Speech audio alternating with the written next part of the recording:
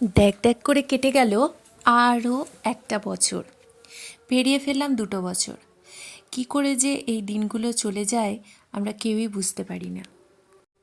একটা দিন ছিল যে এই দিনটার অপেক্ষায় আমরা দিন গুনতাম, কবে এই দিনটা আসবে, কবে সমস্ত বাধা অতিক্রম করে আমরা এই জায়গায় এসে পৌঁছাতে পারবো। দুটো বাড়ির ফ্যামিলি মেম্বার্সদের মানে মানিয়ে আমরা ভগবানের আশীর্বাদ, বড়দের আশীর্বাদ মাথায় নিয়ে এইভাবে দুজন এক হতে পারবো, সেই অপেক্ষাতে আমরা দিন গুনতাম।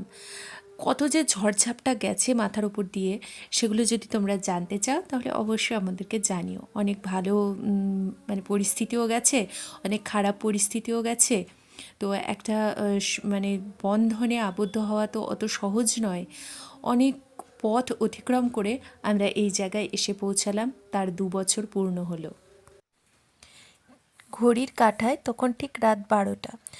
বর যে কখন এই সমস্ত কিছুর আয়োজন করে রেখেছিল আমি ঠিক জানিও না। ও যখন বাইরে থেকে এসেছিল কিছু একটা হাতে করে এসেছিল, কিন্তু এত সুন্দর করে আর কি, ছোটোর মধ্যেই, কিন্তু তবু এত সুন্দর করে এত কেয়ার করে সব কিছু করা। আমার জন্য দুটো গিফটও রেডি করেছে। আর ঘড়িতে তখন বাজছে দেখো ঠিক কাটায় কাটায় 12টা। আর এই যে এখানে আমি একটু মেহেন্দি পরে নিয়েছি, যদিও বা আমি জানতাম যে পরের দিন আমাদের অ্যানিভার্সারি। তো এখন আমরা দুজন মিলেই কেক কাটছি, বাড়ির সবাই ঘুমিয়ে পড়েছে, সেই জন্য সেলফ আর কি কী বলবো, এনজয়মেন্ট হচ্ছে, সেলফ সেলিব্রেশন দুজন মিলেই করছি।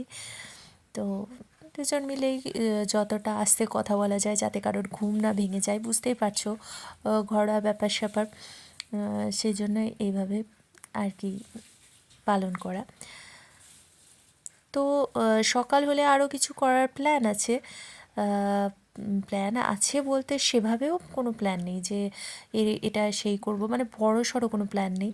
তো চেষ্টা করব যে আমরা আমাদের মতো করে মজা করে দিনটা কাটানোর, এটাই আর কি। এইটুকুই বা কজন পাই ভাই। আমি এখন মোটামুটি রেডি, একটু সেজে গুজে নিলাম, মানে কেবল স্নান করে উঠলাম সেজন্য একটু সিঁদুর করে নিলাম, আর মাথা কোনো আঁচড়ায়নি। তো আর এই কাফতার নাইটিটা পরে নিলাম। আর কালকে যে মেহেন্দিগুলো হাতে দেখেছ সেই মেহেন্দিটা ঠিক এরকম হয়েছে, খুব মনোযোগ দিয়ে পড়িনি সেই জন্য ভালো হয়নি খুব একটা, তাই না? তো চলো, এখন অনেক কাজ বাজ আছে, রান্নাবান্না সারতে হবে, পুজো দিতে হবে তার আগে ফার্স্ট। তো চলো। আর এখানে একটু আলতা পরে নিয়েছি, আর এখন দুধ বসিয়ে দিয়েছি পায়েস করার জন্য। এখানে আমার পুজো কমপ্লিট হয়ে গেছে, পুজো দেওয়া তোমরা দেখতেই পাচ্ছ।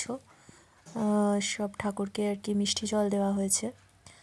আর ফাইনালি আমাদের খাবার দাবার সব কিছু রেডি হয়ে গেছে, রান্নাবান্না কমপ্লিট হয়ে গেছে। এখন বাজছে প্রায় 2:30, আর এখনই রান্নাবান্না কমপ্লিট হয়েছে। আর সব কিছু আমার শাশুড়ি মায়ের রান্না করেছেন। এখানে 5 রকম ভাজা রয়েছে, মাছ রয়েছে, মাংস রয়েছে, চাটনি রয়েছে, পায়েস, মিষ্টি।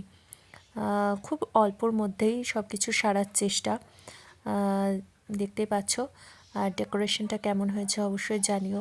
আজকে দুজন এক থালাতেই খেয়ে নেব সেরকমই প্ল্যানিং আছে। তো তোমরা কারা কারা এইভাবে সেলিব্রেট করো বা এক থালায় খাও জানিও। তো হ্যাপি অ্যানিভার্সারি। Happy anniversary. এতক্ষণে দুজন বসার সময় পেয়েছি, মানে সমস্ত কাজ সারা হলো, এবারে আমরা খেতে বসবো আর কি। তো খাওয়ার যা মেনু টেনু ছিল তোমরা তো দেখলেই। তো এইভাবেই আমরা ঘরোয়াভাবে আমাদের আজকের দিনটা সেলিব্রেট করলাম। এখনও সেরকম বিশাল বড় কিছু করার মতন আর কি পরিস্থিতি নেই। যখন হবে অবশ্যই করব, আবার তোমাদের সাথে শেয়ার করব। তো আজকের ভিডিওটা কেমন লাগলো অবশ্যই জানিও, তুমি বলো। আমি আর কি বলবো, আর বিকেলে একটু বাইরে যেতে পারি, তো বাইরে যদি যাই তাহলে সেগুলো তোমাদের সাথে শেয়ার করব। তো ভিডিওটা ততক্ষণ দেখতে থাকো, আর আমরা এখন খেয়ে নিই। আর এখন এখানে দুজন দুজনকে একটু ভাত মেখে খাইয়ে দেওয়ার ছোট্ট প্রয়াস চলছে। তো ও এখন ভাতটা মাখছে, সমস্ত রকম আইটেমস যা যা ছিল সব কিছু দিয়ে ভাতটা মেখে আমাকে খাইয়ে দেবে একবার, আর আমি ওকে একবার খাইয়ে দেবো।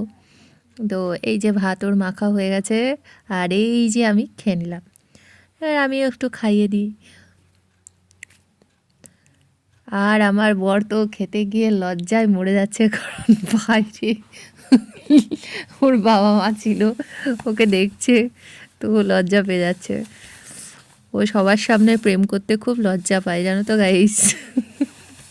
এই ব্যাপারে তোমরা কি বলবে অবশ্যই জানিও, কমেন্ট করো আমাকে। আর এখন সন্ধেবেলা আমরা অনেক ঝগড়া মারপিট করার পর বেরিয়ে পড়েছি একটুখানি বাজারে। তো এখানে একটা শপিং মলে ঢুকে পড়েছি, আর ওর জিনিসপত্র দেখছে জেন্টস কম্পার্টমেন্টে। আমি তো গিফট পেয়েই গেছি, কিন্তু ওকে তো আমার কিছু দেওয়া হয়নি, আর আমি এখন কিছু করিও না। ওকে কি করে গিফট দেবো, তো ওর পকেট কেটে ওকেই গিফট দিয়েছি। তো তোমরা পুরো ব্লগটা দেখো, দেখলে বুঝতে পারবে। তো এত ঘুরে ফিরে, এত দেখে জিন্স, শার্ট, টি শার্ট, এত কিছু দেখে তারপরে ওর যেটা পছন্দ হয়েছে পরে দেখাচ্ছি।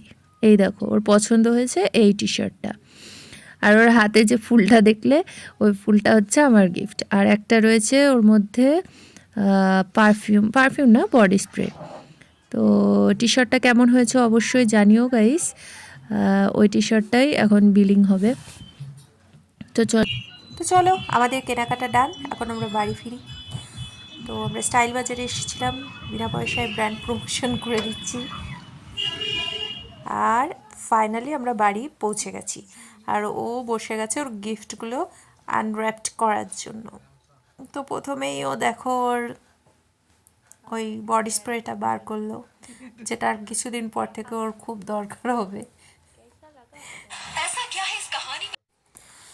তো ও বলছে যে ওর পারফিউমটা খুব পছন্দ হয়েছে, ওর আর কি যে স্মেলটা রয়েছে ওটা ওর খুব পছন্দ হয়েছে, ও সেটাই বলছে।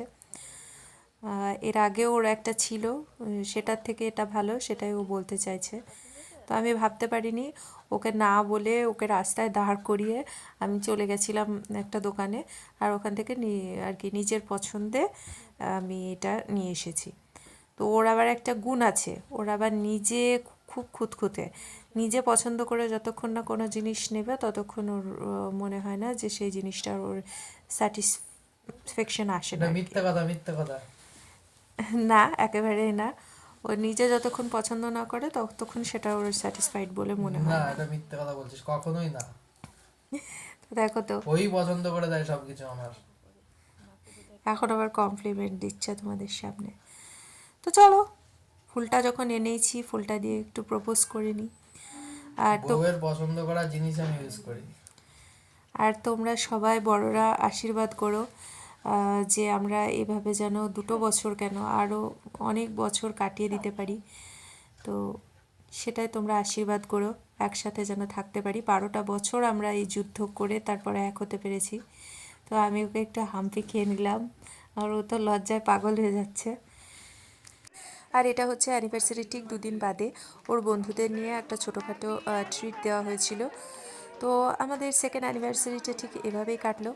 তোমাদের এই ব্লগটা কেমন লাগলো অবশ্যই জানিও, আর ভালো লাগলে অবশ্যই একটা লাইক করে দিও, কমেন্ট, শেয়ার এবং সাবস্ক্রাইব করতে একদম ভুলো না, যেটা তোমরা একদমই করো না, একটু করে দিও।